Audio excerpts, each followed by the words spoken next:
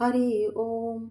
अनंत शीर्षे अनंत चक्षु अनंत पदधारी, चराचरा ते व्यापुनी उरला दशांगुले श्रीहरी. महापुरुष हा त्रिकाल भरता देवांचा देवो, अजन्मा परी सोडून धावे रक्षणार्थ ठावो. दृश्य जगत हे महिमा याचा एकची पदमात्र, अदृश्यातही नांदती त्रिपदे याची सत्पात्र. त्रिकाल आत्मा विभू निरंजन अनंतात डोले, एकच ज्योती उत्पत्ती लय खंडहीन खेळे.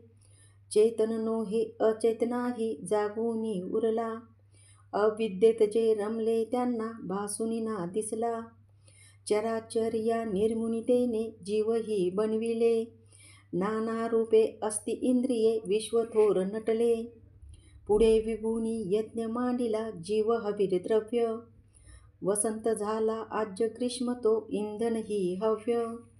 शरद सरारे हवी द्रव्यसा लोटू लोटुनिया, याग झाला कल्पनावनी पुरुष सुप्त गाया.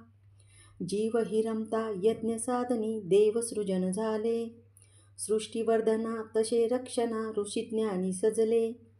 देव ऋषींनी यज्ञ रक्षिता आज्यदधी सिंधू, आहा उसळले भाविक भक्ता भुलले ही बोंधू. अरण्यवासी पवनाहारी जीवही ते सृजन, ग्रामीण नगरी पशु झाले तदाच निर्माण. अनादिकाली महायज्ञ तो असा चेतताना, ऋग्वेद यजु साम छंदही उठले स्वर नाना. यज्ञ साधनी अश्वही झाले पशु उभयदंती, गोमाता ही शेळ्या मेंढ्या सृजन यज्ञ प्राप्ती.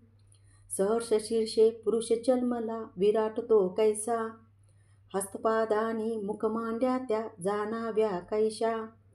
ब्राह्मण त्याचे मुख जाणावे क्षत्रिय बाहुबल, वैश्य ही मांड्या शूद्र तयाचे पद जाणा मूळ. चंद्रापासूनी मन झाले सूर्य सृजन नेत्री, अग्नी इंद्र मुख ज्याचे ते वायू प्राणसूत्री. अंतरिक्ष ते नाभीच्याचे शीर्ष हेच स्वर्ग, पदापासूनी भूमी माता दिशा कर्ण मार्ग. देव रंगले यज्ञ साधनी 21 समिधा, जीवसृष्टी ही विराट पुरुष हव्यच त्या छंदा. 12 महिने पंच ऋतूनी सप्तछंद परिधी, रवी सवे ते त्रिलोक जाना हव्य यज्ञ भागी. देववरानी सर्वस्वाचा यज्ञ असा करुणी, महत्पदा ते चढल्या जीवा गौरविते वाणी. यज्ञ साधना अशी जगाच्या कारण वाढीशी, महाजना ते तेच देव हे नेती स्वर्गासी. इति श्री पुरुष सूक्त संपूर्णम्.